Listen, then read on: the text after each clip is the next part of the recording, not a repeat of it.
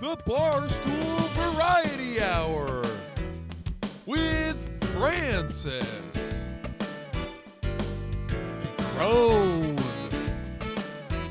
Tommy,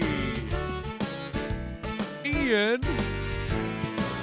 Matt, Fran, and your host, Francis. Welcome back to the Barstool Variety Hour. Crazy week this week. Former porn star Stormy Daniels has said that she will give back $130,000 that she was paid in hush money in order to be able to speak about her alleged affair with President Trump. Sad to see how far the porn star has fallen, given that she is now paying money to open her mouth. Daniels also says that Trump used to go by the alias David Dennison. Hard to believe, right? In similar news, O.J. Simpson had an interview back in 1996 that finally came to light, in which he describes how he hypothetically might have murdered Nicole Simpson. He frames the story through the eyes of the character Charlie, another hypothetical figure. As O.J. said, well, Charlie and David Dennison were hanging out, played some golf, and then went shopping at the knife store together. A horse in Miami wandered into a nightclub in the middle of the night, scaring a lot of people. It slipped around. It kind of freaked out. Authorities said that this was totally negligent and animal cruelty against the horse. People said that the horse's eyes were rolling back into its head, but the people at the nightclub said it's okay. There was just a bad batch of Molly going around. Tiger Woods finished second at the Valspar Open over the weekend. He finished one stroke behind the leader Paul Casey, but it took him 15 strokes to finish on a Denny's waitress later that evening.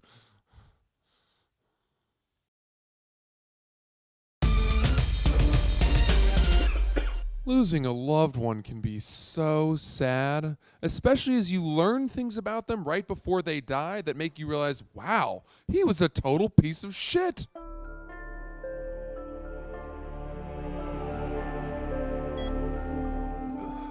Guys, before I go, I need to say it. I need to tell you some things. Whatever you've done, brother, I forgive you. I'm not proud. Tommy, remember that time I missed your wedding because I had a work trip? Yeah. I was actually fishing with my friends. That's okay, brother. I forgive you. I'm sorry. I forgive you. Fran, come here. Hey, buddy. Sweet Fran, take my laptop and delete the browser history. Are you sure? You're the only one who knows computers.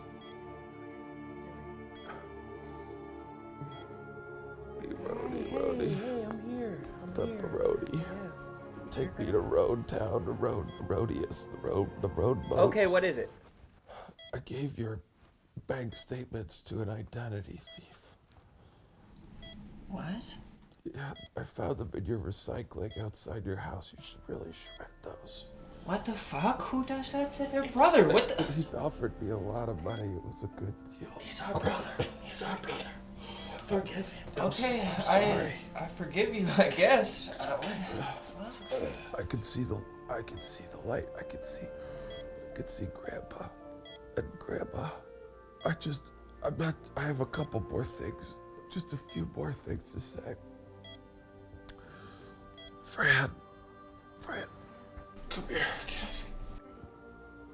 Fran, do you remember when you wanted me to watch Pip, and then you came home and he was covered in bite marks and scratches? My dog? It wasn't the coyotes what got him. What happened? I enrolled him in a dog fighting ring. What? He sucked. He was so passive. Lost every fight. Total pussy. He's a fucking golden retriever. No, it's really not okay. It's not okay. It's kind of not okay. He's our brother. So, He's our brother. Tom. He's our brother. Tommy. Must forgive him. Tommy. Sweet Tom. Do you remember when your son Daniel was kidnapped? Yeah, of course I remember. And you paid the ransom? Yeah. I took him. Why would you kidnap your nephew? I needed to pay my debts on betting on that stupid fucking golden retriever. What is wrong with this guy? Forget him, all right? That's enough. We've been through enough. Golden Retriever and Daniel? And Daniel? Hey, is this the room of Francis Ellis? Yes. What is it, Doctor? We had a little mix-up with your test results. Turns out you don't have cancer. You're actually perfectly fine. Have a good day, everyone. Yes, I'll spell this shit. What news? Watch the door. That's amazing. What are you doing?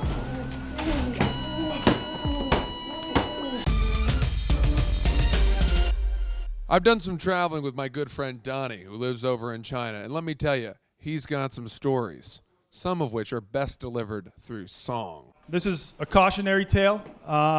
It's about a little trip I took down to Laos, which is a small Southeast Asian country. And normally I'm a proponent of trying everything once except for Yaba.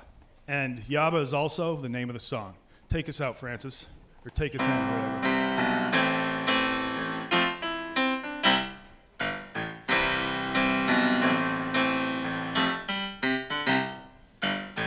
Went down to Laos, I was looking for a thrill. A man came up to me and offered a purple pill.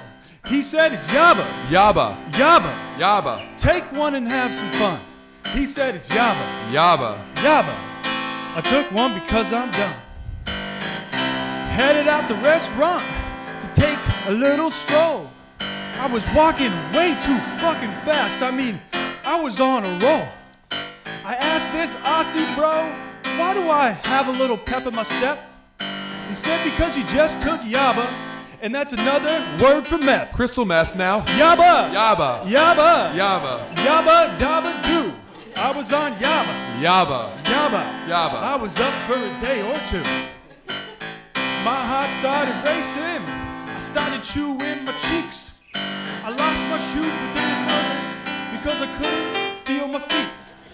I couldn't find my guest house either, so I had to book another hotel. I tried to sleep in vain for an hour, but then I smelt that smell. His pillow was on fire. Fire! Fire. Fire! Holy fucking shit. My pillow was on fire! Fire. Fire! Fire. My room was still fucking lit.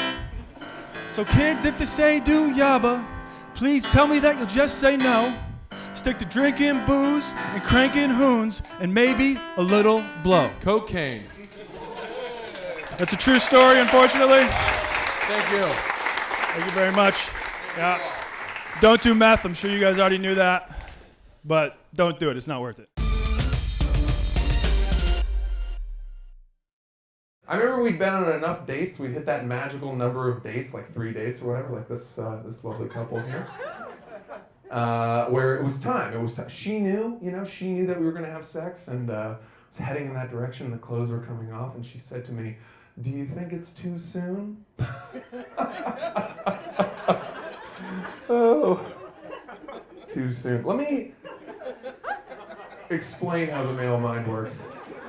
I could meet a woman on the street, total stranger. 30 seconds later, we're tearing each other's clothes up. My first thought is, finally.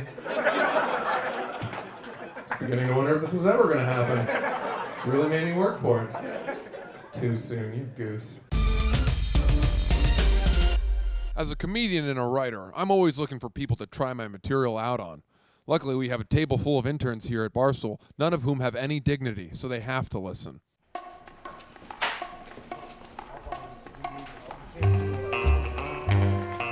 You guys want to hear some jokes real quick? All right. I was talking to a black girl the other night, not to brag, and I was at a bar, and I said, "Where are you from?" And she goes, "I'm from Miami." I was like, that's interesting. I'm going down there for Martin Luther King weekend. She goes, that is so cool that you celebrate that. And I was like, yes.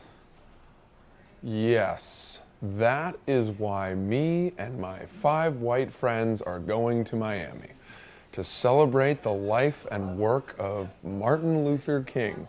We all know how much he loved hookers and cocaine, so we figured we'd go to the source. What do you think? I mean, it's funnier than the reaction you guys gave me. It's much better than the way you guys reacted. That's for sure. Let's try this one on for size. A lot of sexual misconduct in the news. A lot of people talking about that. It's really sort of the hot topic of the day, sexual misconduct, right? But what nobody's talking about is how hard it is to masturbate with a woman watching you who's not into that. Do you know how much confidence that takes? How much bravery? I tried it once recently, and it was going okay until she saw me, at which point she made it into a whole thing. She was like, how dare you? I'm just trying to pick up my son from school. Fucking nightmare. Okay, once again, the joke is better than the way you guys reacted. I think your reactions are sort of out. It's almost like you're not hearing the joke properly. Do you guys get it?